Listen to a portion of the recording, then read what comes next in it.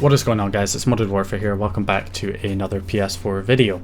So in this video I'm going to be basically addressing the most common questions I get from people about the PS4 jailbreak.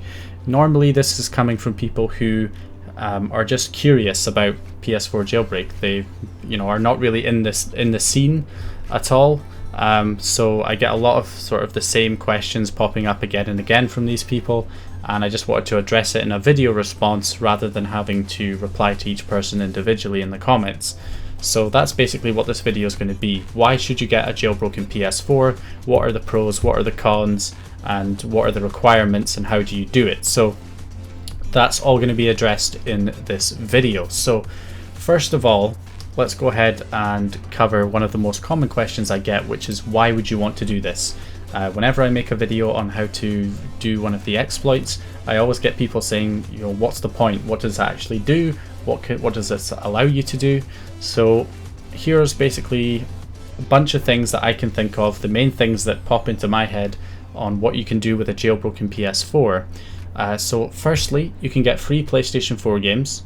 Whether that's, whether you're morally against piracy, that's up to you. You don't have to, but you can. It's possible. So you can get free PlayStation 4 games. You can get free DLC for your games and updates. You can also back up your disc games and run them from the hard drive without needing the disc to be inserted. You can install mod menus for games like GTA 5. There's also, developer menus for the Uncharted series and Uncharted 4 particularly. I think there's a bunch of others. There's also mod menus for Far Cry 4 and a bunch of other games. I can't remember them all off the top of my head, but there's a good few mod menus and developer menus for a bunch of games. Also mod tools as well, which are programs that you run on your computer, and they can basically send mods remotely to your game that's running on the PS4. You'll find those particularly for the Call of Duty series, so all of the Call of Duty games have mod tools on PS4.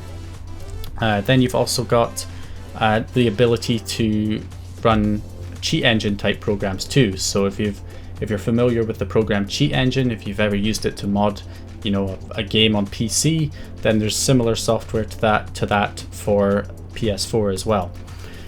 So another thing you can do, of course, this is one big one, is run PlayStation 2 games on the PS4.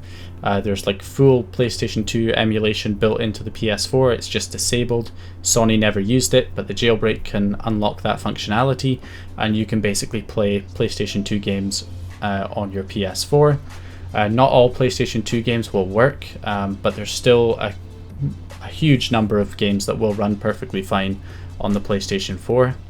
In addition to that, you can also run PlayStation 2 games with codebreaker cheats as well. So that basically, codebreaker cheats just gives you a huge list of games that it has cheats supported for, and then you select the game that you've installed, select what cheats you want to enable, and then when you run the game, it will have all those cheats enabled for that PlayStation 2 game. So that's another thing you can do. So moving on, we've also got emulators. So you can run SNES emulators, Sega Genesis emulator, there's Game Boy emulators, and there's other emulators in development, and they're being improved as as time goes on. So yeah, you can play a lot of games from other systems through that. Then you've also got Homebrew Applications. So no, there's not so many Homebrew apps for the PlayStation 4 yet. You've got custom themes. In terms of homebrew apps, there's some Unity-based stuff that's coming out, so some file managers, some actual custom games as well as homebrew that are being released too. Then you've got the ability to convert PC mods to PlayStation 4 for a bunch of games, particularly Bethesda-type games like Skyrim, Fallout 4. You can convert PC mods to run on Skyrim and Fallout 4 for the PlayStation 4, and that removes the restriction that Sony put on modding for Skyrim and Fallout 4, where on the PlayStation 4 they said that you can only use in-game assets, whereas with the jailbroken PS4 you can use pretty much any PC mods, even if they have custom textures, custom sounds, custom scripts, all that kind of stuff. You can still install them and run them on your PS4. So You also have the ability to do FTP, so file transfer protocol. You can copy files from your computer to your PS4 and vice versa. You can also reactivate expired PS Plus games, so that's a handy feature. And you can run Linux, of course, on the PlayStation 4 as well, which opens up a whole wide range of possibilities. One being the fact that you can install Steam and run Steam games on Linux on the PS4.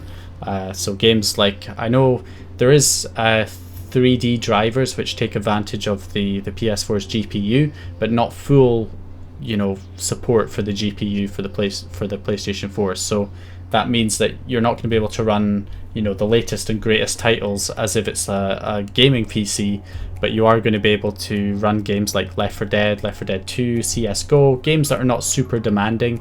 You can run pretty smoothly on the PS4 on Linux. Then of course you can also run emulators on Linux on the PS4, like the Dolphin emulator, and you can run things like Kodi, turn it into a media center. Totally up to you. There's a huge range of possibilities with Linux on PS4.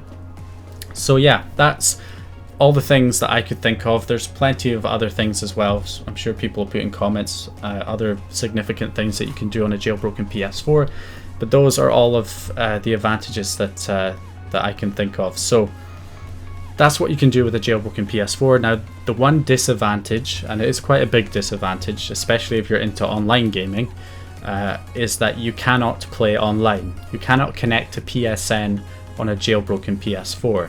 Now, this doesn't mean that you're forever stuck offline. You can still, if you decide you don't want to do the jailbreak anymore, then you can get back on PSN, get back online, and you'll be fine. You can play online after that, that's fine. The reason for this is that the jailbreak is for a lower firmware than what PSN is on, or what the latest firmware is. So the latest firmware from when I'm making this video is 5.55. So if you want to connect to PSN right now, you need to be on firmware version 5.55, and the jailbreak does not work on version 5.55. The most up-to-date jailbreak only works on version 5.05. So if you're on 5.55, then you can't do the jailbreak. And if you're on 5.05, then you can do the jailbreak, but you can't connect to PSN because you're not on the latest firmware. That's how it works. But if you're on 5.05 and you're doing all the jailbreak stuff, and then you get bored of it one day and you're like, you know what, this jailbreak stuff isn't for me, I want to go online and just, use my PlayStation 4 like a normal PS4 now, then all you have to do is update to 5.55 and you'll be able to connect to PSN and play online. You just won't be able to do the jailbreak anymore. So that's basically how it works. And coming into that, there's another question I get so many times, and that is, can I downgrade my firmware from 5.55 back down to 5.05 so I can do the jailbreak? And unfortunately, the answer to that is no. You cannot downgrade. You can only upgrade. So you can only go up the firmware versions. You cannot go down. So if you're on a lower firmware than 5.05, if you're on say 4.73, then you can just update to 5.05 and then you'll be able to do the jailbreak. But if you're past 5.05, then you cannot go back to 5.05. So you're kind of shit out of luck in that case. You'll just have to either wait until 5.55 gets a jailbreak sometime in the future, which could be many months, could be years, it might never happen, who knows.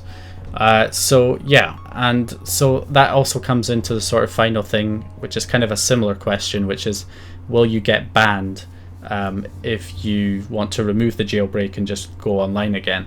And the answer pretty much again is no, because it's an offline exploit. As soon as you update to the latest firmware and connect to PSN, you will not have modified firmware. Another common thing people ask, which is a bit misplaced, is can you change your firmware version if they think that they're on modified firmware version? And the thing is, this jailbreak does not really use modified firmware. It is a kernel exploit. You could argue that it's changing things on the kernel, so technically it is modified firmware, but it's only temporary. This jailbreak is temporary, so it only works for as long as the PlayStation 4 is running. So you do the exploit and then you install free games and you start playing free games, and that's all fine. But then when you restart the PS4, your firmware goes back to normal, so or back to original firmware. So when you switch the PS4 off and you switch it back on, it will be on stock firmware, and you try and run any of your free games, they will not run. But all you have to do to make them run again is go on the WebKit, run the Homebrew enabler payload, and you'll be able to run your free games again. But you have to do that every time you switch the PS4 on, because it resets every time. So people who are totally freaked out about, like, you know, how do I flash my original firmware back on so I can connect to PSN and I'll be okay? You don't have to. Every time you restart the PS4, it's back to normal. So that's just how it works. But your games and all of that stuff will still be on the hard drive. They just won't be runnable until you do the exploit. So that's basically how that works. So just wanted to cover that stuff. I can see we're going over 10 minutes. I didn't realize I was rambling for this long. But anyway, that's basically pretty much the main things you need to know. So yeah, that's basically it. So I have a full playlist of tutorials for how to do the exploit on 5.05, how to update to 5.05, and then all these other things like installing PS2 games and free games and backing up your disc games and running them from the hard drive, all sorts of stuff. I'm still adding to the playlist, but that's a good place to start if you're wanting to jailbreak your PS4. So anyway, I hope you guys enjoyed the video. If you did, go ahead and leave a like and subscribe, and I will hopefully see you guys in the next one.